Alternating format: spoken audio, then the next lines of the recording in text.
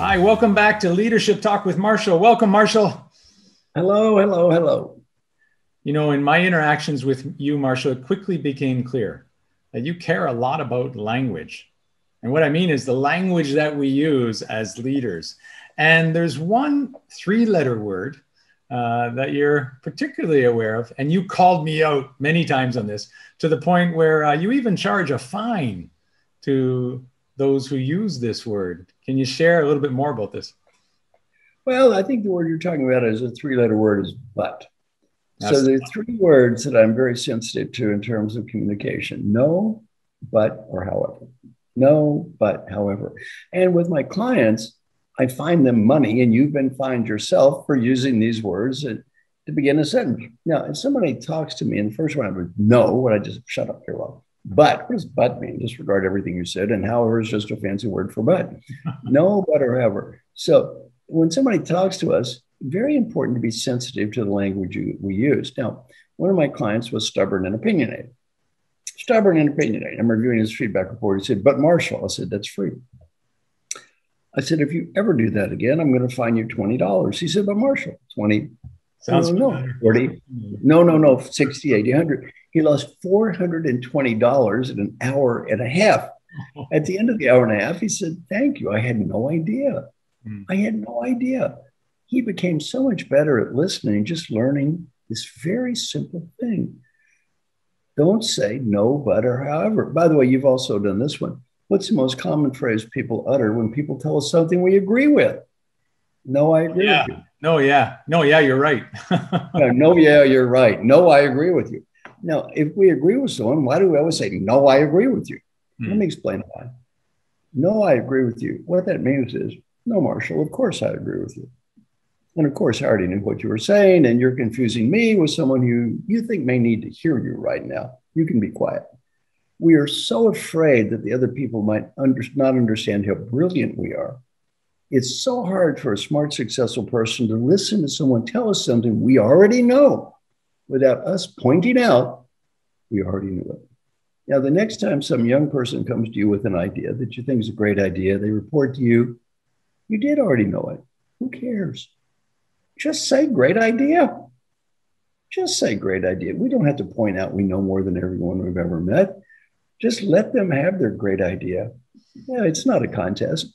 So teaching people to breathe before we talk. No, but, however. Now, how many times do you think you've been fined in our interactions?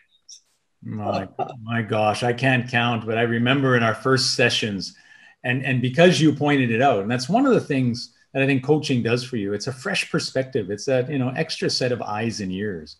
And you notice things that you don't notice about yourself. And these are very important things. The language we use as leaders creates a culture.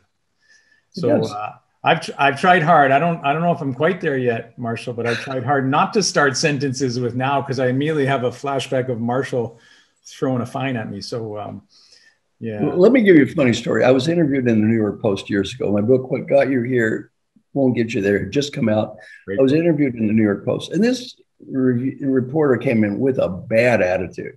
Business people are jerks, and they have to hire some clown like me to be their coach. And he was really anti-business, and why do they have to hire a clown like me? And the whole thing was really cynical.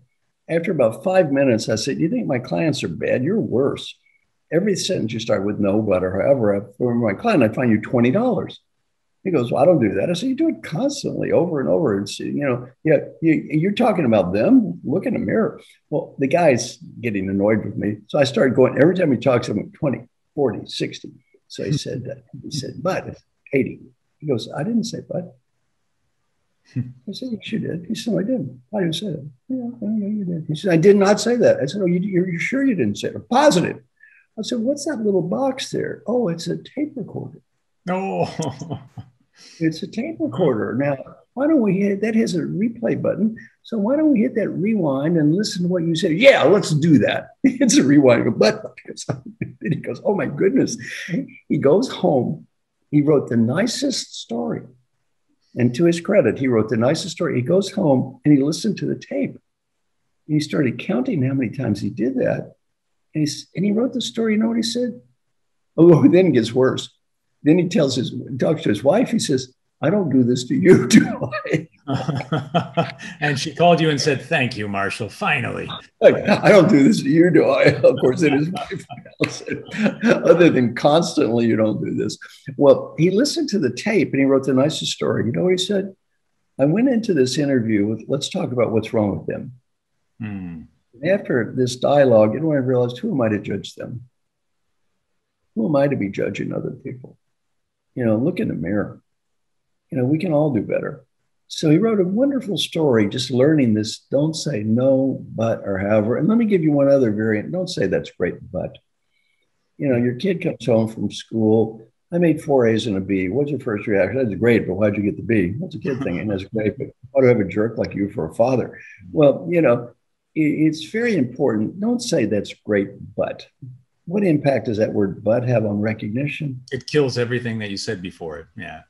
Yeah. And two stories about this one. One is a gentleman goes to my class and sends me an email, and he says, "Yeah, I just lived that great but case study."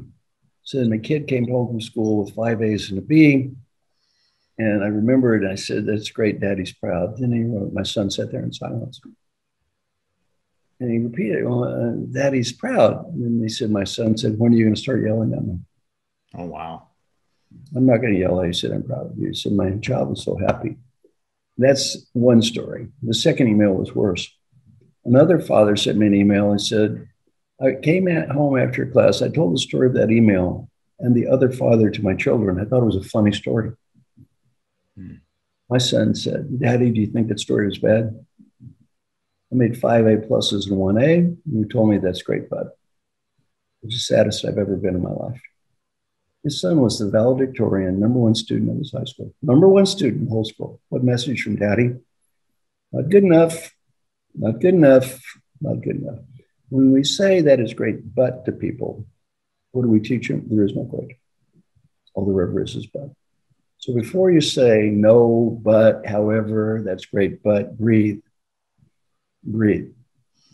Do I really have to say this? So important to think about the potential impact that language has on people, and especially as leaders. Thank you, Marshall. Great stories.